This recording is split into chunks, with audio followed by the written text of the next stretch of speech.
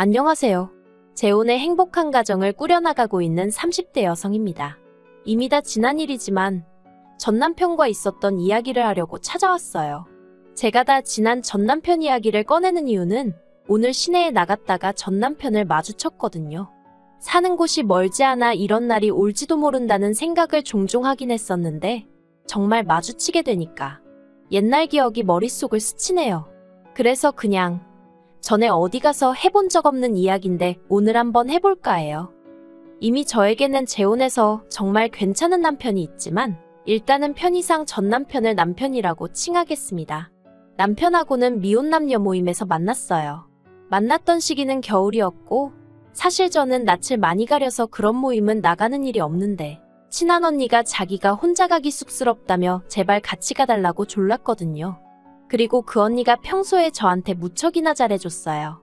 그래서 거절하기가 참으로 난처하더라고요. 그래서 나갔는데 남편이 처음 저랑 통성명을 하고 나서부터 엄청나게 들이대는 거예요. 그리고 그런 남편의 적극적인 태도가 왠지 남자답게 느껴졌다고 해야 할까요? 싫지가 않았습니다. 그래서 이후로도 모임 내에서 두세 번 더 만남을 갖다가 본격적으로 연애를 시작했고요. 사귄 지 1년도 안 돼서 남편이 프로포즈를 해왔을 땐 그 또한 적극적이고 저돌적인 남편의 성격 탓이라 생각하고 한편으론 내가 얼마나 좋으면 저러나 싶어서 기쁜 마음으로 프로포즈를 받아들였습니다. 남편은 저와 마찬가지로 회사를 다니는 평범한 직장인이었고 딱히 모난 구석이 없는 사람이었어요. 결혼을 앞두고 이런저런 조건들을 따져봐도 크게 마음에 걸리는 것이 없었죠. 게다가 전화 친정 부모님은 그런 기대는 하지도 않고 있었는데 시댁에서 신혼집도 준비해 두셨다대요. 깜짝 놀랐죠. 그런데 그게 다가 아니었어요. 신혼집 안에는 이미 가정가구까지 다 들어와 있었거든요. 그래서 제가 이건 언제 다 준비한 거냐고 했더니 잠깐 주춤하더니 한다는 말이 저랑 연애할 때 이미 하나씩 다 준비를 하고 있었다는 거예요. 자기는 저랑 결혼하게 될 거라는 확신이 있었다면서. 그리고 제가 너무 순진했던 거죠. 그 말을 전혀 의심하지 않았거든요. 오히려 이 남자가 이런 로맨틱한 부분도 있었구나 하고 감동까지 했는걸요. 그런데 친정어머니는 제 이야기를 들으시곤 아무래도 뭔가 찜찜하다시대요. 아무리 그쪽에서 저를 좋게 봤어도 그렇지 신혼집은 그렇다 쳐도 어떻게 가정가구까지 다 들여놓냐면서. 그리고 가정가구는 보통 신혼부부가 같이 가서 취향에 맞춰서 사는 거지 어느 집에서 그걸 일방적으로 다 채워놓냐 하시는 거예요. 그런데 그 말을 듣고 나니까 저도 좀 뭐랄까 마음에 걸리는 것들이 있긴 했어요. 집안에 채워져 있던 가정가구들이 새 거는 맞는데 어딘가 유행이 좀 지나간 것들 같았다고 해야 할까요? 그리고 아무리 봐도 남편 취향이나 어머님 취향은 아니었단 말이죠. 그렇다고 신우 취향인가 생각해봤는데 솔직히 동생 신혼집에 누나 취향으로 꾸며놓는다? 그건 말도 안 되는 것 같고. 그런데 도통 남편에게 뭘 어떻게 물어봐야 할지 모르겠는 거예요. 그래서 이러지도 저러지도 못하고 하루 이틀 시간만 흘려보냈습니다. 그러다 청첩장이 나오고 남편 친구들에게 청첩장도 주고 인사도 할 겸 자리가 만들어졌어요. 그런데 남편 친구들이 저를 보더니 좀 당황하고 놀라는 눈치더라고요. 뭔가 어색한 공기가 흘렀죠. 그래도 술이 한 잔 두 잔 들어가니까 금세 분위기는 풀어졌지만요. 그리고 저도 나름대로 남편의 친한 친구들이라고 하니까 잘 보이고 싶은 마음에 평소 제 성격과는 달리 리액션도 열심히 하고 그랬어요.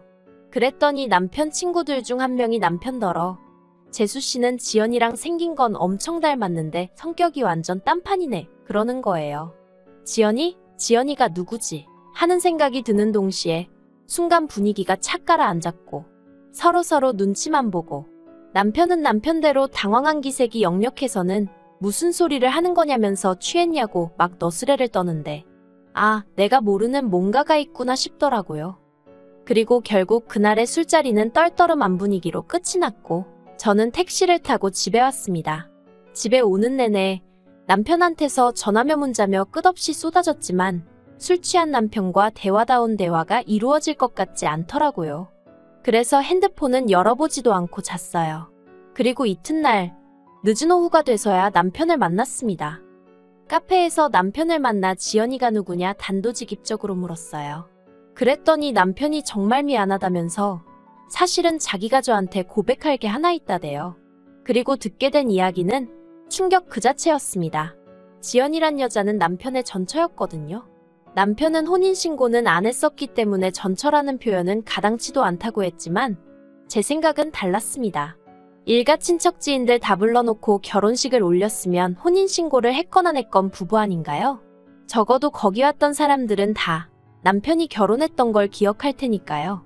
하지만 남편은 계속해서 자기는 법적으로 깨끗하다. 그래서 미혼 남녀 모임에도 나갈 수 있었던 거라며 저를 설득하려 들더군요.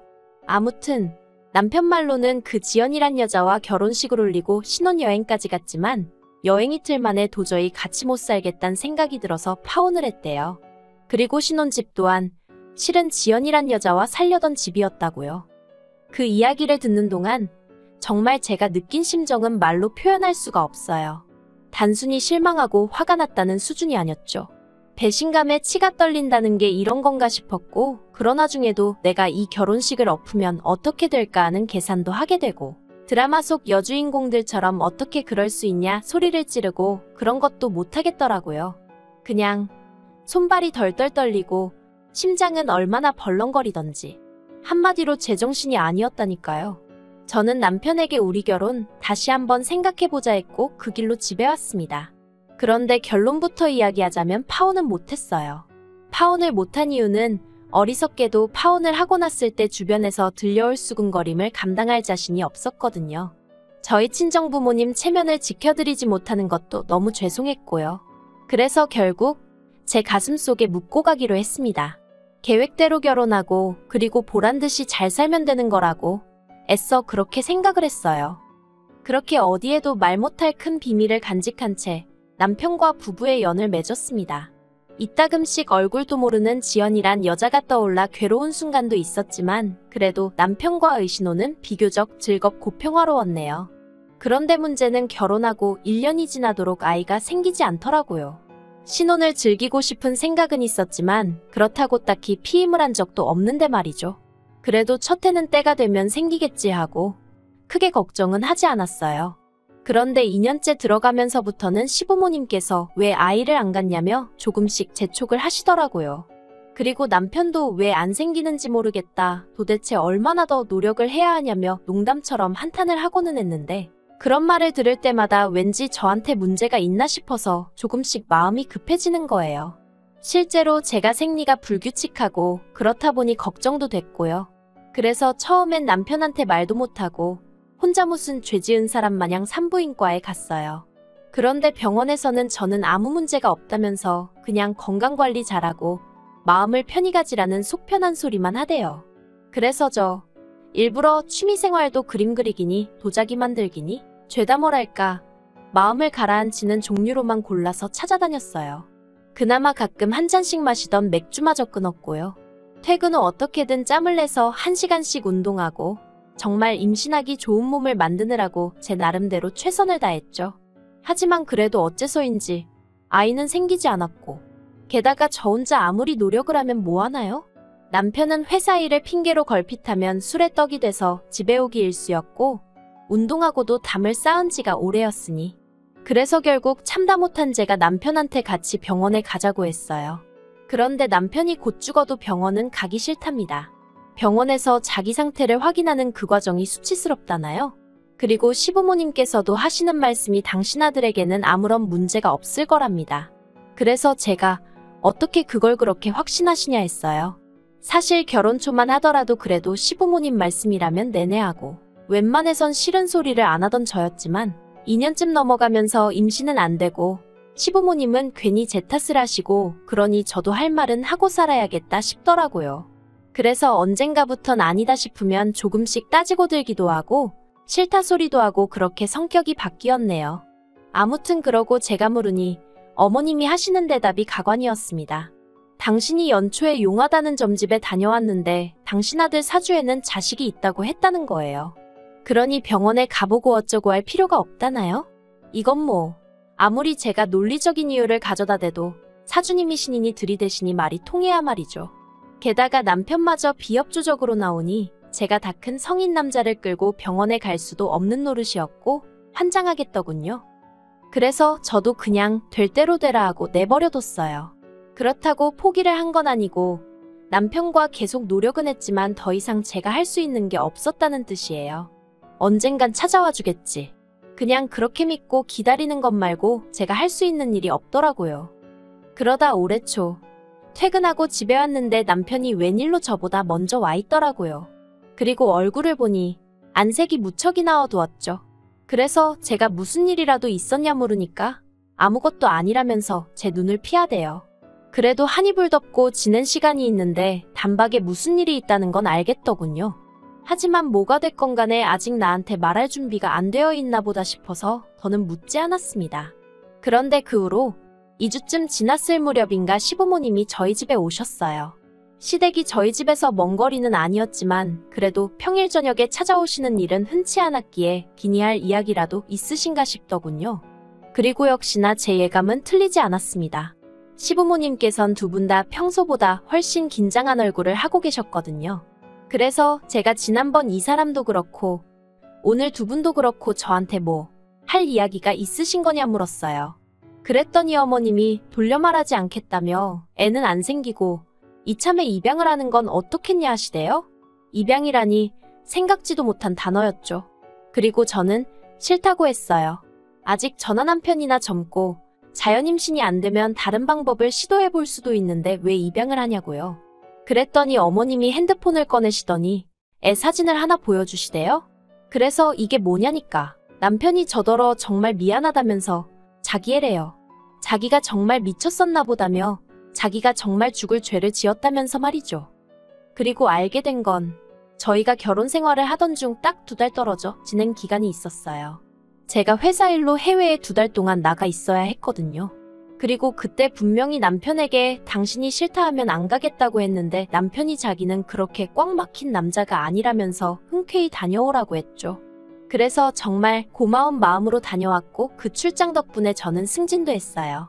그런데 제가 떠나 있던 그때 남편이 말하길 전 저한테 연락이 왔대요. 원래 대학 시절부터 친구 사이였다는 건 그때 저도 처음 들었네요. 아무튼 친구로서 고민 좀 들어달라나 뭐 그래서 정말 딱 얘기만 들어주려고 나갔답니다.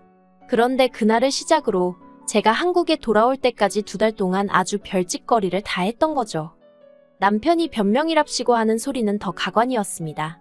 자기는 그래도 최소한의 양심을 지키려고 피임은 꼬박꼬박 했는데 이게 어떻게 된 일인지 모르겠다면서 그런데 여자가 자기가 더는 애를 못 키우겠다고 그런다면서 그래도 자기 핏줄인데 자기가 어떻게 모른 척을 하냐고 그러대요. 그리고는 저더러 이번 한 번만 이해해주면 안 되겠냐? 애는 죄가 없지 않냐 그러는데 시부모님까지 나서서는 내가 우리 아들 사주에는 애가 있다고 말하지 않았냐. 아무래도 걔가 그 애인 것 같다. 네가 애라도 하나 낳아놨으면 우리도 걔 데려오잔 소리 안 한다. 그런데 애는 안 생기지. 밖에 떡하니 우리 핏줄이 있다지. 이러면 우리로선 모른 척 할 수가 없다.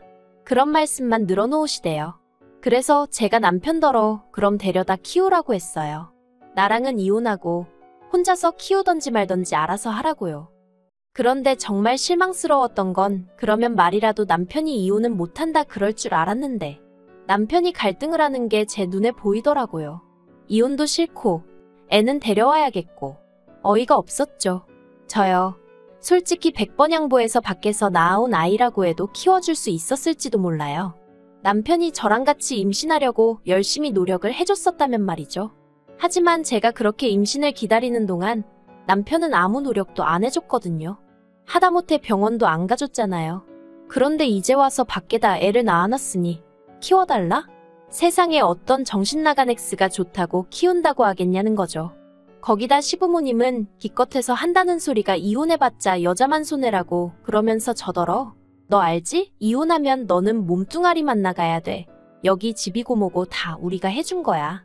나 같으면 그게 감사해서라도 눈 딱 감고 애 키워. 애가 큰애도 아니고 어린애라 내 새끼 다 품으면 품어지는데 그걸 왜 못해. 그런 소리나 하고 계셨으니까요.